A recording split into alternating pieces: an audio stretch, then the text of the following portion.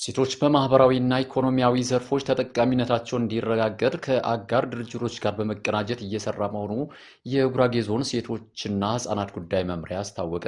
ፕራክቲካል አክሽን ኢትዮጵያ የተሰኘው ግብረሰናይ ድርጅት ከ350 ሺህ ብር በላይ በሆነ ወጪ ለአካባቢ ተስማሚ የሆኑ እና የእናቶች ጤንነት ለመጠበቅ የሚያስችሉ የማገዶ ቆጣቢ ጎንዜና የአትክልት ምርጥ ዘር ማሰራጨቱን ገለጸ። የጉራጌ ዞን ሴቶችና ህጻናት ጉዳይ መምሪያ ኃላፊ ወይዘሮ ነጅሚያ መሐመድ ግብረሰናይ ድርጅቱ ያቀረባቸውን ቁሳቁስ ባስረከቡበት ወቅት እንደገለጹት የሴቶች ተጠቃሚነት ለማረጋገጥ በመንግስት አቅም ብቻ የሚሳካ ባለመሆኑ የአጋር ድርጅቶች ተሳትፎ ወሳኝ ነው ብለዋል። በዞኑ የሴቶች ተጠቃሚነት ለማረጋገጥ ከሚንቀሳቀሱ ግብረሰናይ ድርጅቶች አንዱ ፕራክቲካል አክሽን ኢትዮጵያ ሲሆን በዞኑ እዣና ቻሃ ወረዳዎች በዝቅተኛ የኑሮ ደረጃ ለሚገኙ 60 እናቶች የአትክልት ዘርና ማገዶ ቆጣቢ ጎንዜ ድጋፍ አድርጓል። እንደ ኃላፊዋ ገለጻ ድርጅቱ ያቀረባቸውን ድጋፍ በአግባቡ መጠቀም እንዲችሉ ጤናቸውን እንዲጠብቁና የአመጋገብ ስርዓታቸውን እንዲያሻሽሉ የግንዛቤ ማስጨበጫ ስልጠናም ሰጥቷቸዋል።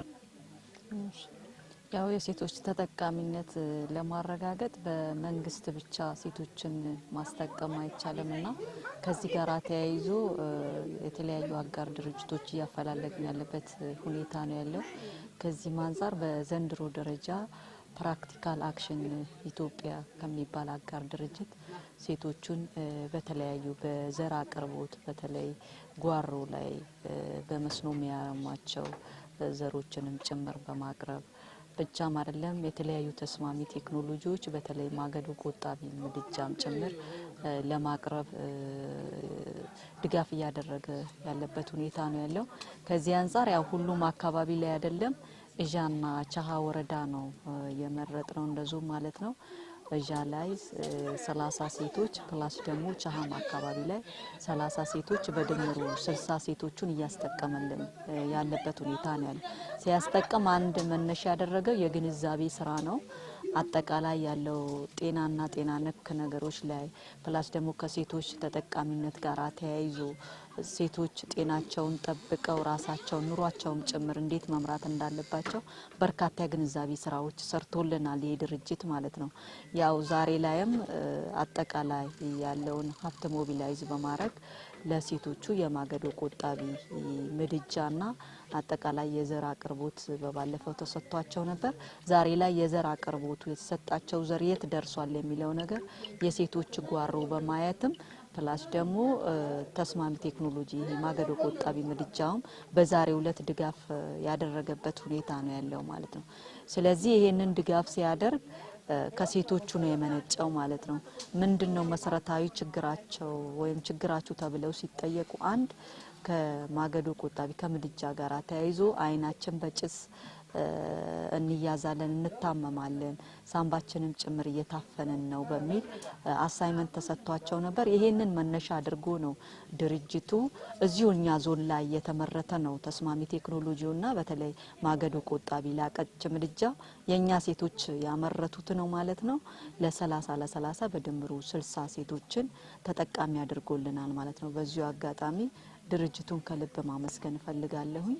ይህ ድርጅት ብቻ ሳይሆን ሌሎቹም ድርጅቶች ይህንን መነሻ አድርገው በዚህ አይተው ሴቶቹን እንዲያስጠቀሙ እኛም ሰፊ ስራዎችን እንሰራለን ብዬ አስባለሁ። የመምሪያው ምክትልና የሴቶች ዘርፍ ኃላፊ ወይዘሮ አጸደ ሳህሌ በበኩላቸው የሴቶች ኢኮኖሚያዊ ተጠቃሚነት ለማረጋገጥ በሴቶች ልማት ህብረት በማደራጀት በተለያዩ የስራ ዘርፎች እንዲሰማሩ ተደርጓል። ለዚህም የቁጠባ ባህላቸው ይበልጥ እንዲጠናከር ከማድረግ በተጨማሪ የብድር አገልግሎትና መሬት ይመቻችላቸዋል። በዚህም የገቢ አቅማቸው በማሳደግ የተሻለ ኑሮ እንዲኖሩ አስችሏቸዋል ያሉት ኃላፊዋ የሴቶች ልማት ህብረት ተሞክሮ ለማስፋት በትኩረት እየተሰራ መሆኑን አስረድተዋል። እንደ ኃላፊዋ ገለጻ መምሪያው ከውሃ ማዕድንና ኤነርጂ እና ከአጋር ድርጅቶች ጋር በመተባበር የሶላርና የማገዶ ቆጣቢ ምድጃ ቴክኖሎጂ እንዲጠቀሙ ይደረጋል። በመሆኑም ፕራክቲካል አክሽን ኢትዮጵያ የተሰኘው ግብረሰናይ ድርጅት ለተመረጡ ሴቶች የአይናቸውን ደህንነት መጠበቅ የሚያስችላቸው ማገዶ ቆጣቢ ጎንዜና የተመጣጠነ ምግብ ማግኘት እንዲችሉ የአትክልት ዘር ተቋሙ ዋና ዓላማ ሴቶች ተሳታፊና ተጠቃሚነት ማረጋገጥ ነው ትልቁ ግቡና ዓላማ። በዚህ ዘርፍ ሴቶች በተለያዩ አደረጃጀቶች ተደራጅተው እንዲሳተፉ ሀሳባቸውን እንዲገልጹ አልፎም ደግሞ በልማቱም በተለያየ መልኩ በሚሰሩ የመንግስት ስራዎችም በየአካባቢ በሚሰሩ የልማት ስራዎችም ተሳታፊ እንዲሆኑ ቀጥሎ ደግሞ ተጠቃሚም ጭምር እንዲሆኑ ነው አቅደም ምንሰራው። ከተጠቃሚነት አንጻር በኢኮኖሚ በማህበራዊ እንደዚሁም ደግሞ በሌሎች በፖለቲካውም ዘርፉ ተጠቃሚ እንዲሆኑ ታቅዶ ይሰራል። ሞር ግን ኢኮኖሚካሊ እንደኛ ዞን ምንሰራባቸው የመጀመሪያው ሴቶች ከተደራጁ በኋላ ቆጥበው እንደዚሁም ደግሞ የራሳቸው ነገር እንዲያፈሩ ማድረግ ነው። ያው ቁጠባ ያው እንደ ጉራጌ ዞን ይታወቃል፣ ከድሮም ጀምሮ ልምድ ነው። በሴቶች ደግሞ እንደ ባህልም ጭምር እየሆነ የመጣበት ሂደት አለና በቁጠባቸው መነሻ አድርገው ደግሞ ገቢ ማስገኛ ነገሮች ላይ እንዲሰማሩም ጭምር በሚፈልጉት ዘርፍ በአካባቢያቸው ባሉ እድሎች ተጠቅመው ስራ እድል እንዲፈጠርላቸው እናደርጋለን ማለት ነው። በቆጠቡት ቁጠባ በዛ ደግሞ መነሻ ተደርጎ ብድርም ጭምር እየተመቻቸላቸው የሚሰሩ ስራዎች አሉ። ከዛ ውጪ ሴቶች በኢኮኖሚ ስናስጠቅም መጀመሪያ ያው በውሃና ማዕድን ኢነርጂ ጋር ተቀናጅተን ምንሰራው ስራ አለ። እንደዚሁም ደግሞ ከግብረ ሰናይ ድርጅቶች ጋር ተቀናጅተን ምንሰራቸው በማገዶ ቆጣቢ የሶላር የተለያዩ ቴክኖሎጂዎች እንዲጠቀሙ በግንዛቤም ጨምሮ ቀጥሎ ደግሞ በተግባርም ጭምር ግንዛቤ ከተፈጠረላቸው በኋላ ተጠቃሚ እንዲሆኑም ጭምር ይሰራል ማለት ነው። በማህበራዊ ዘርፍ በጤናው በትምህርት ሴቶች ተጠቃሚ እንዲሆኑ ከጤናቸው አንጻር ግንዛቤ ፈጥረን ጤናኛ ማህበረሰብ ጤነኛ ትውልድ እንዲኖር እናቶች በጤና ቆይተው ልጆቻቸውን በተገቢው እንዲያሳድጉም ጭምር በጤናው ዘርፍ ከፍተኛ ስራ ይሰራል። በነገራችን ላይ ጤና ሙሉ በሙሉ በእናቶችና በህፃናት ላይ በሰፊው የሚሰራልን ተቋም ነውና ከነሱ ጋር ተቀናጅተን በርካታ ስራ ይሰራል። በትምህርቱ ዘርፍ ደግሞ ተግባር ተኮር የጎርማሶች ትምህርት በተለይ እናቶች ቀድሞ የጉራጌ ዞን ላይ ሳይማሩ ያስተማሩ እናቶች ናቸው። ስለዚህ እነዚህ እናቶች እነሱም እጃቸውን አፍታተው ጽፈው ፈርመው ስማቸውን ጽፈው ለልጆቻቸው ያሉበት አካባቢ ኮሚኒኬት እንዲያደርጉ ስልክም ቁጥርም አውቀው እንዲደዋወሉም ሌላ ሰው እርዳታ እንዳያስፈልጋቸው ተግባር ተኮር የጎልማሶች ትምህርት እንዲማሩ በማህበራዊ ዘርፍ ጨምረን ምንሰራው ስራ ነው ማለት ነው። ከኢኮኖሚ ዘርፍ አንጻር ቅድም ያነሳሁት ቁጠባ ነው። ተጨማሪ የምናደርጋቸው ቅድም ያልኩት ቴክኖሎጂ እንዲጠቀሙ የምናደርጋቸው ነገሮች አሉ። በግብርና ዘርፍ በስፋት እንዲጠቀሙ ይሰራል። እነዚህ ነገሮች አቀናጅተን ምንሰራቸው ናቸው ማለት ነው። ምናልባት እዚህ ጋር አሁን ላይ የምታዩት ፕራክቲካል አክሽን ኢትዮጵያ የሚባል ግብረሰናይ ድርጅት ለነዚህ እናቶች ተጠቃሚነታቸው ማረጋገጥ አለብን ከኢኮኖሚም አኳያ በግንዛቤውም ደረጃ በተለይ ከጭስ አልባ የሆኑ እንትኖች እንዲጠቀሙ ለማድረግ እንደዚሁም ደግሞ ጤንነታቸውም አካላዊ እንትናቸውንም እንዲጠብቁ ባለፈው በመጡበት ፕሮግራማቸው በታዳሽ ኃይሎች ላይ ግንዛቤ ስልጠና የተሰጠበት ሂደት አለ። እንዴት ነው ፕራክቲስ የሚያደርጉት፣ እንዴት ነው ማገዶ የሚጠቀሙት፣ እንዴት ነው ምግባቸውን የሚያበስሉት፣ እንዴት ነው ራሳቸውን የሚጠብቁት የሚለውን ነገር ግልጽ የሆነ እናቶች ደስተኛ የሆኑበት የግንዛቤ የመስጠት ስራ የተሰራበት ሂደት ነበር። ይሄን ተከትሎ ደግሞ የነዚህ እናቶች ችግር ከስልጠናው ባሻገር በሆነ አይነት መልኩ ማገዝ አለብን፣ ጭስ አይናቸውን እንዳያጠፋ ጤናቸውን እንዲጠበቅ ማገዶ እንዲቆጠብ በሚል ማገዶ ቆጣቢ ምድጃ በሁለት በዞናችን በሚገኙ ቻሃ ወረዳና ዣ ወረዳ ላይ ለ30 እናቶች የማገዶ ቆጣቢ ምድጃ የማሰራ ገዝቶ የማሰራጨት ስራ እየተሰራ ነው ያለውና በዚህም ከፍተኛ የሆነ ምስጋና አለን። ሌሎችም ቀጣይ በታዳሽ ኃይሎች ላይ እንዲያግዙንም ጭምር ያው እነሱንም ቀጣይነት የነዚህን አጠቃቀም አይተው አልፎም ደግሞ ቀድሞ ስልጠና በሰጡበት ሰዓት ላይ የጓሮ አትክልት ሰጥተዋቸው ነበር። 3 አይነት ጎመን የቆስጣ እና ካሮት ዘር ሰጥተዋቸው አሁን ያለው አፈጻጸም ጭምር አይተውታል። በዝቅተኛ የኑሮ ደረጃ ለሚገኙ 60 እናቶች የአትክልት ዘርና ማገዶ ቆጣቢ እንዲያደርጉላቸው እየተደረገ ነው የሚገኘው በወረዳው ኃላፊው አገለጻ ድርጅቱ ያቀረባቸው። ስለዚህ ይሄንን እንዲያሳድጉ የማድረግ ነገር ራሳቸው እንዲችሉ በምግብ የማድረግ ነገር እየተሰራ ያለበት ሂደት አለና ያው ቅድም እንዳነሳሁት አሁን የማገዶ ቆጣቢ ምድጃ ተሰራጭቷል።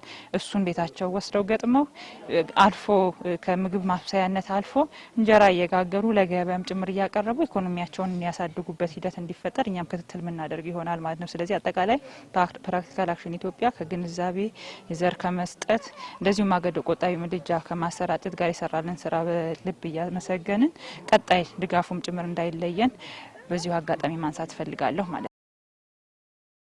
የፕራክቲካል አክሽን ኢትዮጵያ መስራችና ዳይሬክተር ወይዘሮ ነጻነት ገነነ ድርጅቱ በመላው ሀገሪቱ በሴቶች ተጠቃሚነትና በህፃናት ደህንነት ላይ እንደሚሰራ ገልጸዋል። ድርጅቱ ከሚሰራባቸው አካባቢዎች አንዱ በማዕከላዊ ኢትዮጵያ ክልል ጉራጌ ዞን ሲሆን በገጠር ክፍል የሚገኙ ሴቶች በአየር ንብረት ለውጥ ምክንያት የሚደርስባቸው የጤና ጫና ለመቀነስ ለአካባቢ ተስማሚ የሆኑ ቴክኖሎጂዎች ከማስተዋወቅ ባሻገር የተመጣጠነ ምግብ ማግኘት እንዲችሉ የጎመን፣ የካሮት፣ የሰላጣና ሌሎችም እንደቀረበላቸው ገልጸዋል። እንደ ዳይሬክተሯ ገለጻ የአትክልት ዘርና ማገዶ ቆጣቢ ጎንዜ ከማቅረብ በተጨማሪ በታዳሽ ኃይል ቴክኖሎጂ አጠቃቀምና በአመጋገብ ስርዓት ላይ ስልጠና መስጠት ተችሏል ብለዋል። በመሆኑም ድጋፍ የተደረገላቸው ሴቶች በስልጠናው ያገኙት እውቀትን በመጠቀም በኑሯቸው ተጨባጭ ለውጥ በማምጣት ለሌሎች ሴቶች አርአያ መሆን ይጠበቅባቸዋል ሲሉ መልእክት አስተላልፏል። የሚሰራው በማዕከላዊ ኢትዮጵያ ላይ ነው። ዋናው ዓላማውም ሴቶችና ህጻናትን ማገዝ ነው። በተለይ በዚህ በግብርናው ዘርፍና በአካባቢ ጥበቃ ላይ ወይም በኢንቫይሮንመንት ላይ የተለያዩ ስራዎችን ያስተዋውቃል። አሁን ከዚህ ከክላይሜት ኢምፓክት ጋር ተያይዞ ያሉ ችግሮችን ለመቀነስ በተለይም ሴቶች በዚህ በአሁን ዓለማችን ላይ እየተጋፈጠ ያለውን የዚህ የክላይሜት ኢምፓክት ችግርን ተጋላጮች በመሆናቸው እሱን ለመቀነስና አትሊስት ያንን አዳፕቴሽን ፈጥረው ሬዚሊየንት የሆነ ወይም ያንን የመቋቋም ኃይል እንዲኖራቸው እነሱን ስልጠናዎችና የተለያዩ ደግሞ የቁሳቁስ አቅርቦቶችን በማድረግ ያግዛል። በዚህ በአሁን በማዕከላዊ ኢትዮጵያም ደግሞ ያሉ እናቶችን፣ ሴቶችን፣ ወጣቶችን ከዚህ ከታዳሽ ኃይል ጋር ተያይዞ ስልጠናዎችን ሰጥተናቸዋል። ያም ደግሞ ከምን አንግል ነው? ያው ሴት ልጅ የቤት ምሰሶ ናት ብለን እናስባለን።